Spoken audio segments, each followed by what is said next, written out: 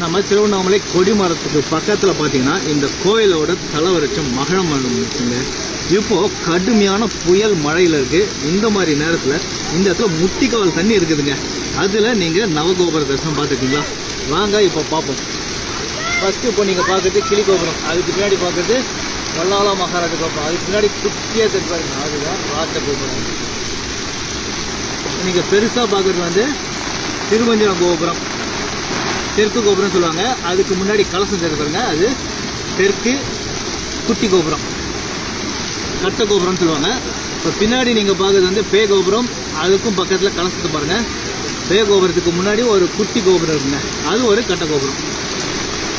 இப்போ நீங்கள் பார்க்குறது அம்மணி அம்மாள் கோபுரம், பெண் சத்திரால் கட்டப்பட்ட இந்த கோபுரம் பார்த்தீங்கன்னா திருவண்ணாமலை கோயிலே 2வது பெரிய கோபுரம். அதுக்கு பக்கத்தில் இருக்கிறது இன்னொரு கட்ட கோபுரம். ஆக மொத்தம் நம்ம நவகோபுர தரிசனம் பார்த்தாச்சுங்க.